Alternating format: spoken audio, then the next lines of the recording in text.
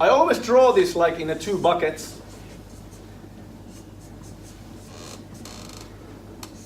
How many of you guys do testing like as a side job? Side job, like you don't do full-time testing. You do development, you sometimes test, and yeah. Most of us do like as a side job, and you spot bugs and you report them, and yeah, most of us do it as a side job. And here's like the first implication of the paradox that I explained. The testing is sum total of two activities. What were those? Checking and hunting. Checking and hunting, exactly.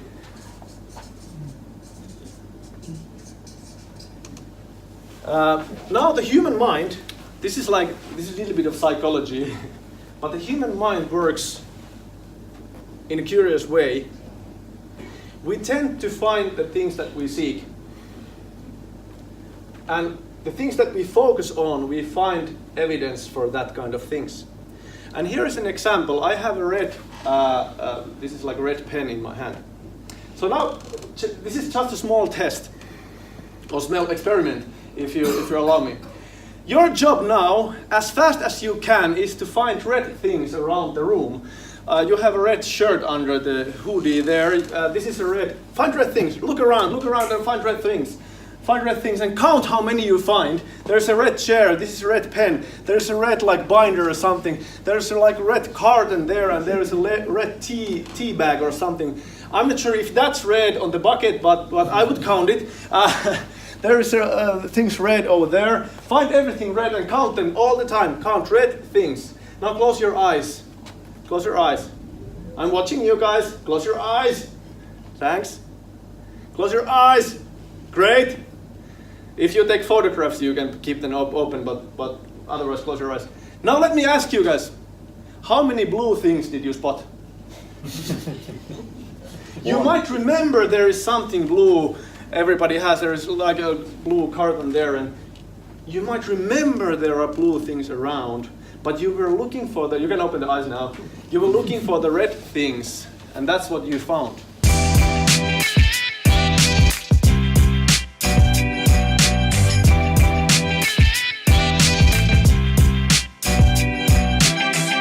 Now when I start doing testing, if I look for the evidence that everything still works, what I am going to find? Evidence that it works. If I'm going to focus all of my effort into finding things that don't work, what will I find? Things that don't work. Exactly, more bugs. And this is by far the most important idea of testing, because testing is a sum total of these two things. Every time when I start testing, I must first make this decision. Which of these two am I going to focus today, or now, this hour? Because when I pre-decide what I want to find, that's something that I'm going to find.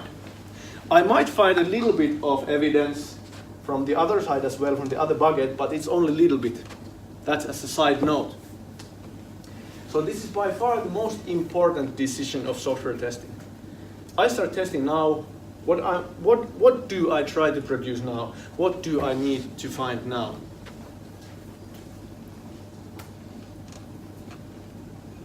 I like the idea of time boxing exploratory testing, like putting an egg timer to 45 minutes, for example. And for this session of 45 minutes of time, I first decide, am I going to focus on checking or hunting?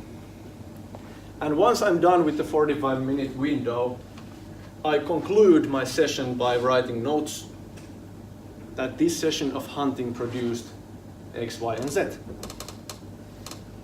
This session of checking produced us something. So, just to recap, this checking is highly like structured work. It's like working on a checklist. You've seen test cases, have you? Yeah, you've seen a lot of test cases. Automated tests, the same thing. It's all checklists. It's like a recipe. Here are the ingredients. You put them in the bowl in this order, and they then heat the oven to 180 degrees, and then you have a mud cake. just in case you're Antti, you don't have a mud cake because you fail every time when you try to bake something. But anyways, most of us tend to get some kind of results out of baking, and the recipes are there for a reason because they produce predictable outcomes, don't they? Would it be that you apply exploratory baking? Yeah, I think I might do that, and that's why I fail every time. I just overlook a step or two, and I love the idea of automation there. I actually went to a hotel where they had this automated device. When you push the button, it dropped like a drop of dough onto the tray, and it made waffles automatically. It was like a robot of making waffles. I was amazed. I ate 8 waffles and felt sick afterwards. But that was so amazing. It was the first time when I actually succeeded in creating waffles. but anyways, the checking part is like highly structured work, and it can be measured as well. And that's why management wants us as testers or developers who sometimes do testing and have a testing hat occasionally in their head. They want us to do this because it's predictable, it's measurable, it feels somehow controlled. It's not the work of the cowboys. Everything is in place. It's like a building of Lego bricks. And then there is the hunting part. And this is the part where we get lost into the forest. It's like a formless cloud. And you can't quite grasp it. And that is the reason why I say that if we need and if we want to do this bug hunting thing, that's something that we actually need if we want to do really good products. We need both of these. For example, if you have, like I know you guys have like a huge amount of different combinations of devices and platforms that the software runs on, you know. There might be a really good, actually I know there is a really good reason to deploy automation a lot. But at the same time, the automation is something that tends to produce the results that you seek. The confidence and the information that it still works as the way as we designed the automated tests. Okay, that's the important part. Automation always gives you the information about how you designed the automation. And then it mirrors, it's like the second level information about how the software actually works. Luckily, our forest grows a lot of berries, so despite Yeah. all the automation. Yeah, so you have a bucket full of berries and you're never frustrated, I can imagine. Yeah. So this is where I suggest deploying automation. And at the same time, we need to deploy part of our time to actually hunting, getting the berries out of the forest before we send out the software to our customers, before we ship it out. And this part of work, if you want structure for that kind of work, you could, for example, structure it by time boxing. That's the first step. There is like a huge way of like information and knowledge and you know, literature and trainings about how you actually structure exploratory testing. And I actually do this fast software testing course, a 2-day course where we actually practice in real software testing situations, how you actually build a context for this cloud in a way that you can actually explain it to your managers and your peers and your clients. So these both are actually structurable activities. The only way that we don't actually know how to structure the exploratory testing part. So if I may. Yeah, sure. Coming to the measurable part. Something like a decade, I mean literal decade ago, I read a book that was written, I think, in 50s or 60s, and it was about software testing. Yes, they had software then, it was pretty different software at the time. And the thing was that the main point of the writer was that there are always bugs in the software. I mean, the software always has some sort of flaws in it. No matter how well you test it, how well you write it, there will be something. Yeah. And the testing session should always end up finding bugs. But the point is that if you end the session and say that, okay, we found these 10 bugs after huge amount of effort, we managed to find 10 bugs. It wasn't easy. I mean, first time we tested, we found them in 1 day. Now it took us a week. And in addition to that, all of the bugs are like things that this rectangle should be a bit more to the left, and that button should actually be highlighted. Stuff that, well, we can live with that. then you know that yes, now the software is in a good quality. Yeah. The problems are small, but the thing is, you can always demand that bugs must be found. There has to be found something. Yeah. If you start with an assumption that there will be bugs that we find, I'm pretty confident that you will find bugs.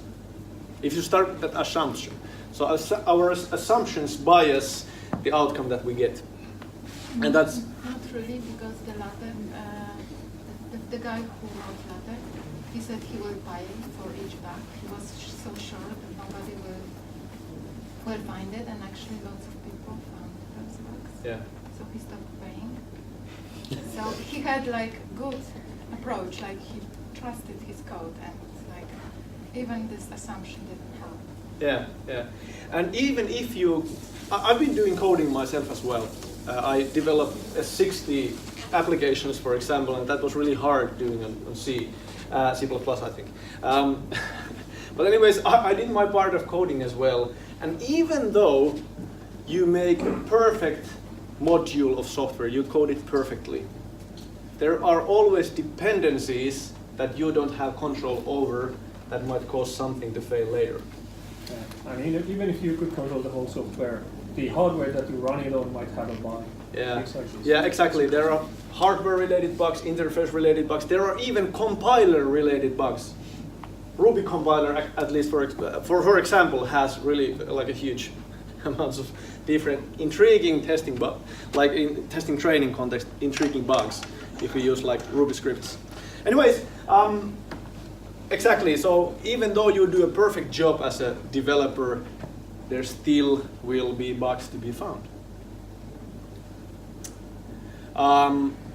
Then, this is the last thing that I want to mention about this idea.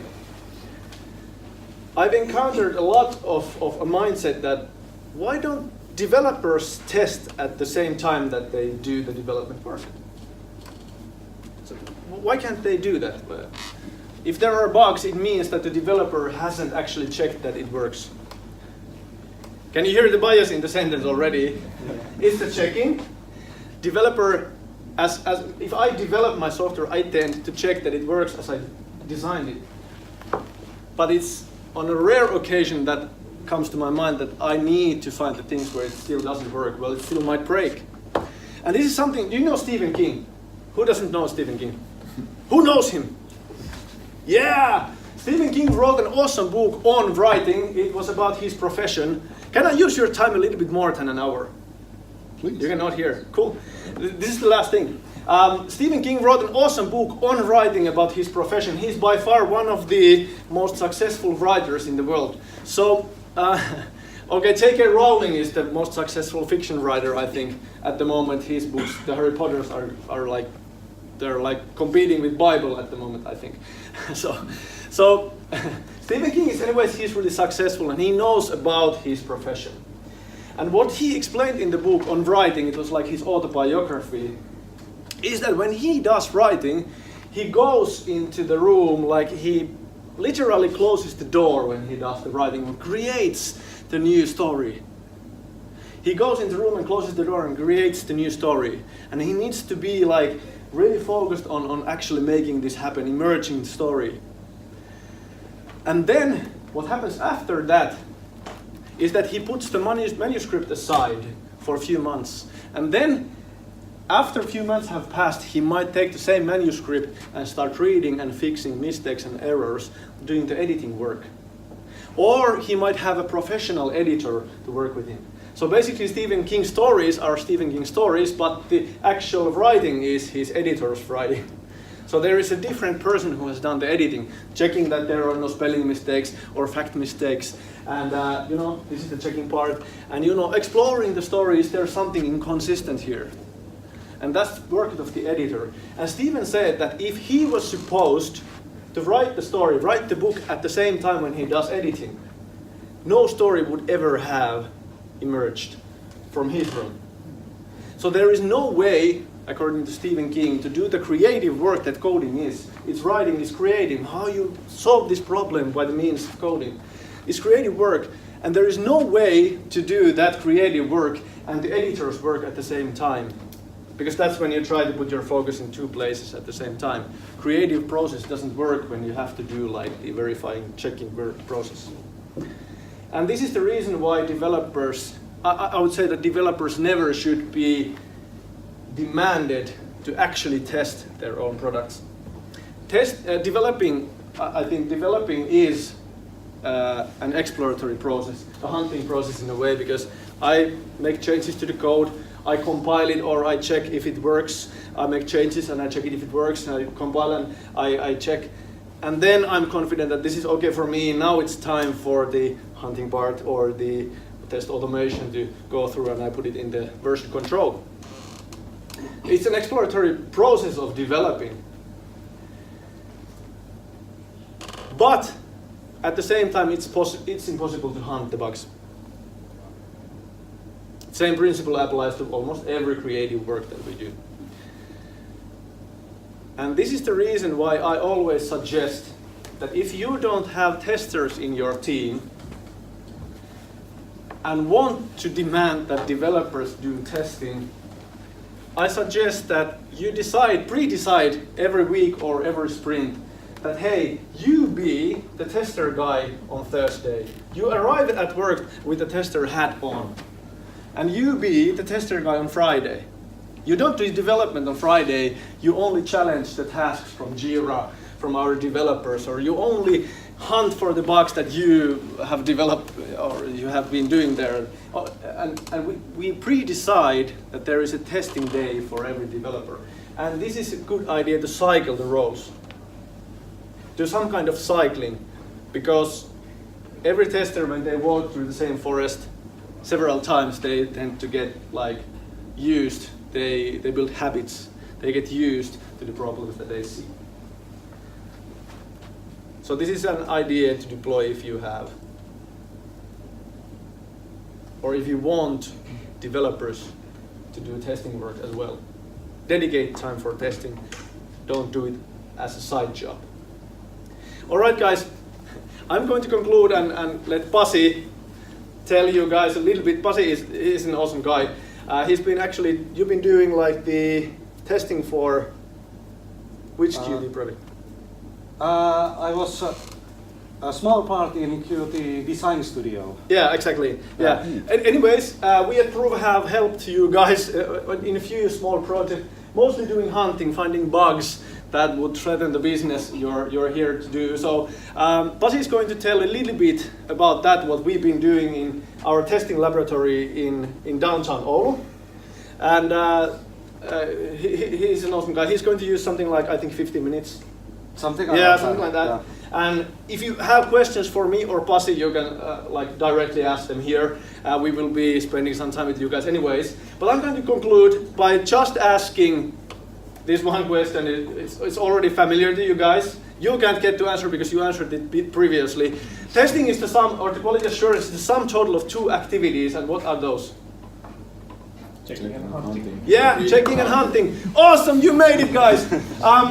Lift up your right hand like this.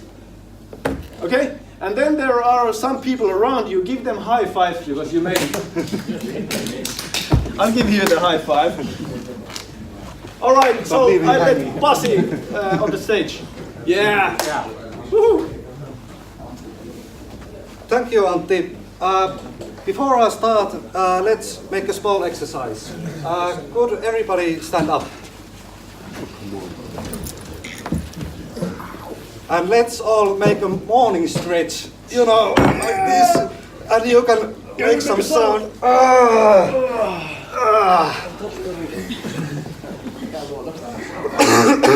Yeah, you can sit down. Usually, attention span for speeches, people have something like 45 minutes or an hour. So, small stretch in between, it wakes up your mind. So, for my presentation, in the agenda it was told that it's a Qt 3D Studio and Design Can I Studio. give you the microphone? I'm sorry. How can I do that? I'll put the microphone here. Okay. And then I'll just put it here so it's your voice on the video. Okay, that's there good. You go. But actually, I'll tell you about our testing lab in general, because if I tell you about a 3D Studio, Design Studio, you would then know how we test 3D Studio and Design Studio. If I tell you in general, you know how we test every project in our testing lab, including your products. So, our lab is located in centrum of Oulu. Locals know Rotuaari. If you today go to see the air guitar competition, you might see our logo in the second floor in one building at Rotuaari. And we have 10 people working at the lab. Our lab work is based, of course, subcontracting, but it's not the traditional way to do testing subcontracting. Traditionally, you would hire one tester from us to work for at least weeks, for months. But in our testing lab, we can do shorter test periods and do efficient testing periods. Usually, our one testing route is something around 1 to 5 days. Not weeks, not months, 1 to 5 days. And, well, for example, we have a customer who sent us an email and says, we have a new version of our application.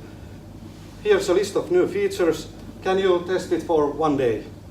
And we say, okay, we can provide results for, let's say, on Friday. We take a tester to work on that, 1 day, efficient testing, and we give the results. Also, we have like a bigger project. One customer we have developing financial management software, which is quite huge. So we have 4 or 5 testers working for it for 1 week.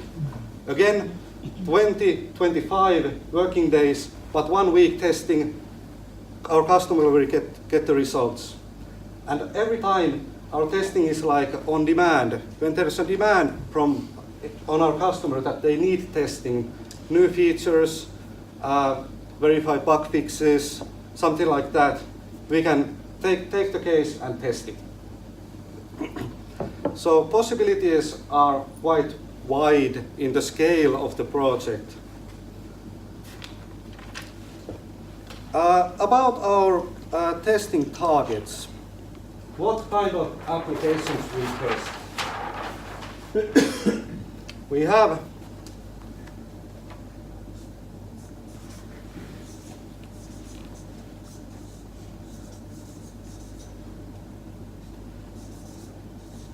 While Pasi is writing there, do you say Qt or Qt? Cute. Qt. Okay. Cool. That's always like been a question for me. I hope you can see that. So, platforms, what kind of software we test are mobile apps, web applications, desktop applications. One strength that we do testing in our lab, not at the customer's site, is for mobile applications. We have around 120 different mobile devices, smartphones, tablets, Android, iOS, of course Windows phones, which we can do quite big variety on mobile testing. Also web applications, browser applications, Firefox, Chrome, so on, different platforms on there. And desktop applications, Windows 10, Windows 8, Kali Linux, OS X. Also there are different platforms we can use on testing. We have a variety on platforms, but we have also variety on experience on different kinds of software, what we have tested. Let's say one thing is a software that is developed for professionals, like 3D Studio, Design Studio. It's kind of different approach when the users are professionals on that field. We have also tested applications which are targeted for consumers, which is a different story because there everything should be okay. When professional is using a software, he can find go through a couple of steps to find something he wants to do in the software. But consumers are more strict. They want everything to work smoothly and according to their intentions. For consumers, we have tested, for example, banking software, video streaming, news applications, activity trackers, quite a lot of fields in there. Also, we have tested medical devices used by devices and more like applications related to the devices used by doctors, nurses, but also patients.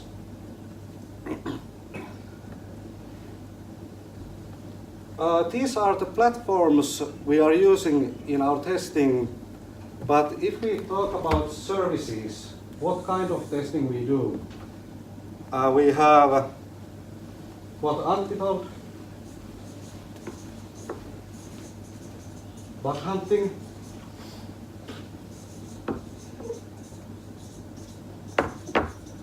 performance,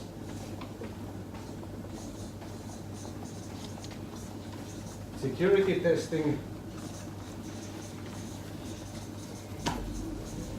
and automation. I'm not going to go in detail on these services. My expertise is in bug hunting and security testing, and web application security testing. For automation, we have a product that is called the most expensive test case in the world. So we make 1 week intensive, usually scattered, not necessarily 1 week, but 5 days scattered around, and we provide a platform for test automation. I think it's usually been robot framework, and one test case as a proof of concept that it's possible to start developing automation on that platform. But the way we start doing testing is same for every product. You see, I can fit this here.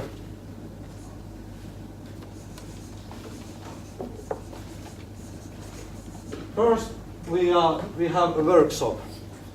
Usually takes 1 or 2 hours where we take the intake for the project, learn about the context, who are the users, what kind of environment is for the application, how is it used, what is the business sense on the application.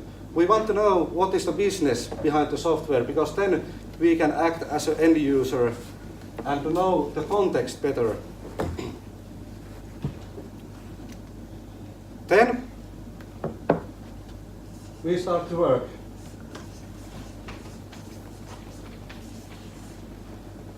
And we do 1 week testing intensive. Start to work on Monday morning, and at latest you will get results on Friday afternoon. So really intensive 1 week testing, which of course in some cases, especially in 3D Studio, Design Studio, learning to use the application when it's aimed for professional designers, for example. If we have an application which is aimed for consumers, of course, it can be, when consumer uses it, maybe 10 minutes at a time. So we will quickly get into the software and learn how to use it. When we have done the 1 week testing intensive, we go to a phase what could be called on demand. So if there are more testing needs, if it's a huge application, there was no time to test everything on 1 week, we settle new testing days. If there are bug fixes, new testing days, and these can be something around, well, the smallest unit is 1 day, biggest unit is 1 year, I would say.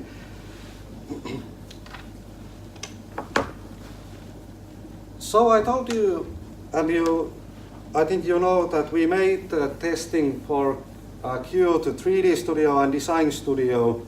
For 3D Studio, we made testing starting on mid 2017 last year, and somewhere around time period of 1 year, we made 7 one-week testing rounds. At least that's the number I got I got from our records. Pasi Härkönen was the main tester on that project. And That's why Pasi is here, because he has the same name. Yeah. It's almost the same thing. So.